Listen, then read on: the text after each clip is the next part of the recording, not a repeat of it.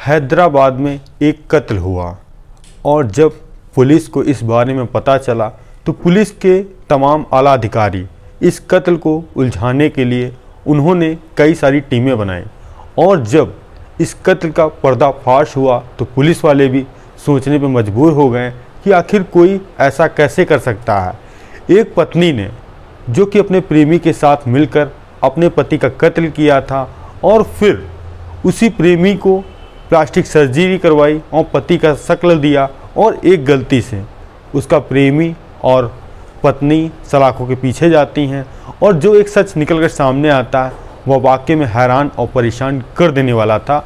और आखिर उस प्रेमी ने ऐसी क्या गलती की थी जब पुलिस वालों ने इसको पकड़ा। नमस्कार, मेरा नाम रवि है। अगर आप लोग चैनल पे हमारे नए हों सब्सक्राइब बेल आइकन जरूर दबाएं। यह सच्ची घटना चालू होती है हैदराबाद। वहीं पर एक परिवार रहता था। परिवार में पति जिनकी उम्र 32 साल, जिनका नाम सुधाकर, और पत्नी स्वाति और उसकी उम्र 27 साल, और उनके 2 बच्चे, और सुधाकर के माता पिता भी उन्हीं के साथ रहते थे। जो सुधाकर था वह अपनी पत्नी स्वाति से बहुत ही प्यार करता था और जो उसके बच्चे थे वो भी बहुत ही काफ़ी सुंदर थे।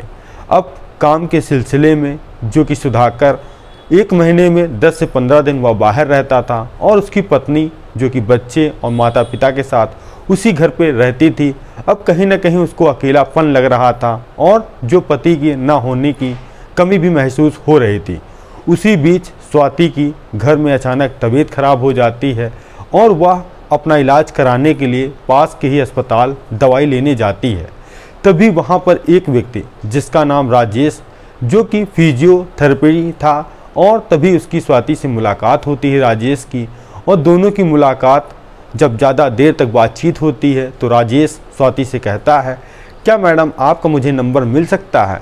तो स्वाति कहती क्यों? तो वह कहती है जो आपकी रिपोर्ट की जांच हुई है मैं वह आपको व्हाट्सएप पे कर दूंगा, तो वह आप डॉक्टर को दिखा सकती हैं। तो स्वाति भी उसको अपना नंबर देती हैं। अब धीरे धीरे राजेश स्वाति एक दूसरे के करीब होते चले जा रहे थे और इतना ज़्यादा हो गए कि दोनों का नंबर तक एक्सचेंज हो गया था। और जब समय मिलता था, रात हो या दिन हो, तो वह स्वाति राजेश एक दूसरे से फ़ोन पे बात किया करते थे।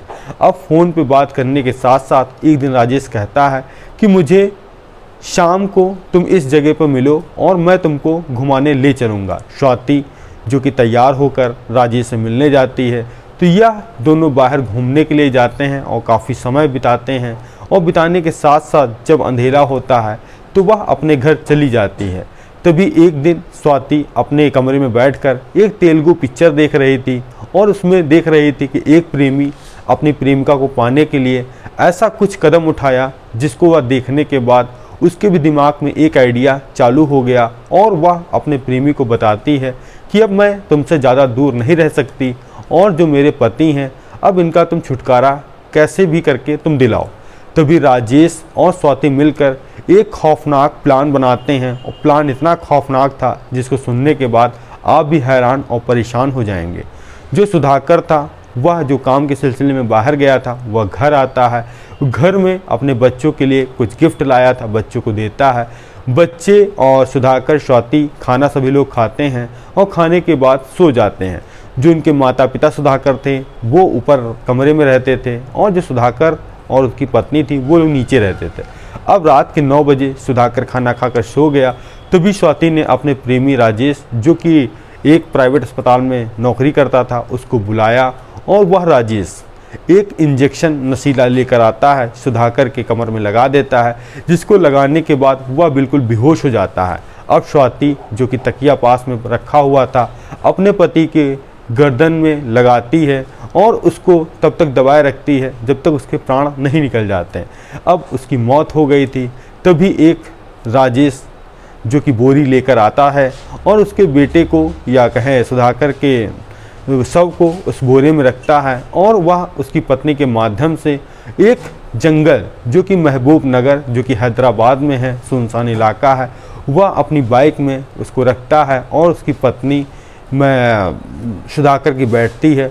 वह उसको लेकर उसी जंगल में छोड़ आता है। छोड़ने के बाद फिर अब दूसरा प्लान जो कि स्वाति ने बना के रखा था, वह प्लान यह था कि जो राजेश था अब उसके चेहरे पे कुछ ऐसा केमिकल डालना था जिससे उसका चेहरा जल जाए और उसके बाद वह सर्जरी करवा ले।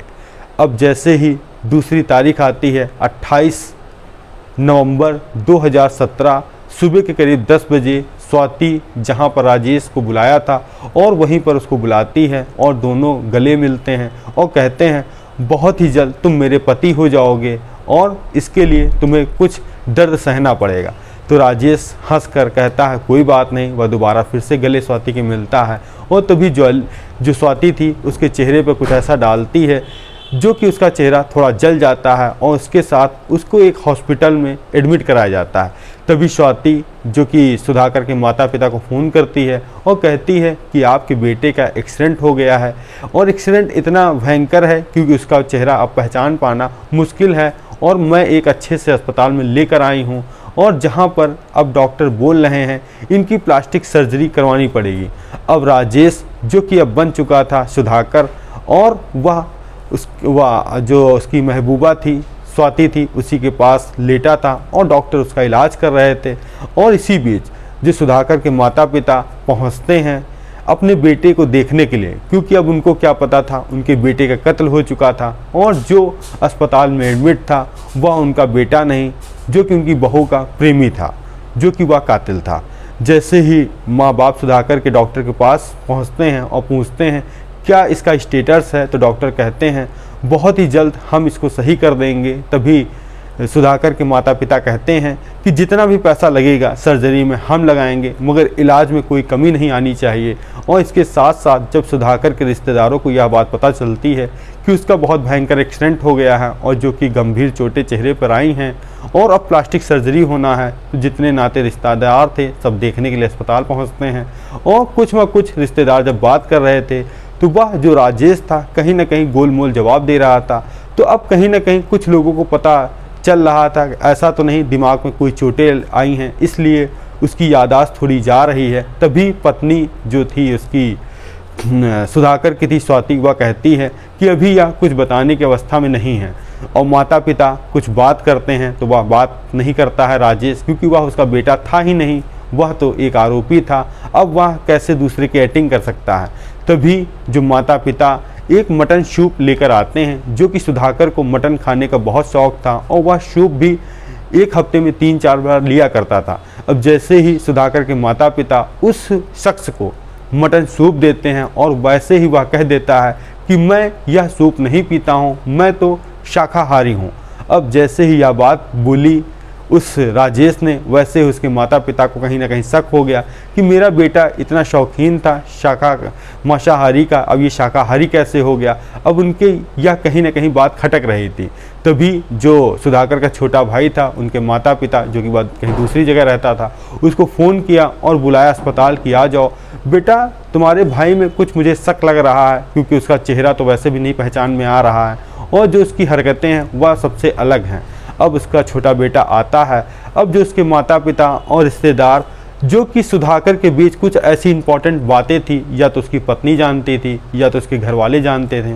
अब वह पूछते हैं कि बताओ उस बीच हम लोगों ने क्या बात की, तो वह व्यक्ति इन सब बातों से मना करता है, कहता है मुझे कुछ याद नहीं आ रहा है। अब जो माता पिता और जो उसका छोटा बेटा है, अब कहीं ना कहीं उनको लग रहा था कोई ना कोई साजिश चल रही है। वहीं वह नज़दीक के पुलिस थाने जाते हैं और अपने बेटे के खिलाफ ही वह कार्रवाई करने के लिए पुलिस से कहते हैं। और पुलिस तो पहले भी तलाश कर रही थी आखिर यह एक्सीडेंट किसने किया और क्यों किया। अब पुलिस ना देरी करते हुए उस अस्पताल पहुंचती है और उसकी बायोमेट्रिक कराई जाती है। जैसे ही बायोमेट्रिक होती है उसमें एक नाम निकल कर आता है राजेश। अब जैसे ही यह माता पिता ने नाम सुना, वह बिल्कुल हैरान और परेशान हो गए कि आखिर यह तो मेरा बेटा नहीं है और मेरा बेटा है तो कहाँ है। अब जैसे ही राजेश को पुलिस वाले वहाँ से अस्पताल से डिस्चार्ज करा के थाने लाते हैं, पूछताछ करते हैं, तो वह एक ऐसा सच निकल कर सामने बताता है जो वाकई में हैरान और परेशान कर देने वाला था। तभी कहता है जो उनकी बहू है, सुधाकर के माता पिता की जो बहू है, उससे अवैध संबंध थे और इसी संबंध को वह अपनाने के लिए या उससे शादी करने के लिए उसने उसके बेटे का कत्ल किया है। जैसे ही यह बात पुलिस वालों ने सुनी, वह भी बिल्कुल ताजुब हो गए कि आखिर एक सूप मटन सूप से वह आरोपी पकड़ा गया और आखिर ऐसा ना होता तो एक कत्ल राज ही राज रहता और जो उसके माता पिता थे सुधाकर के वह भी अंधकार में रहते और एक व्यक्ति को इंसाफ भी ना मिल पाता। यह कहानी सुनाने का उद्देश्य हमारा किसी को परेशान करना नहीं बल्कि आप लोगों को जागरूक करना है कि समाज में घट रही घटनाओं से आप सचेत रहें और जागरूक रहें। मिलते हैं नई कहानी नई शुरुआत के साथ। जय हिंद जय भारत।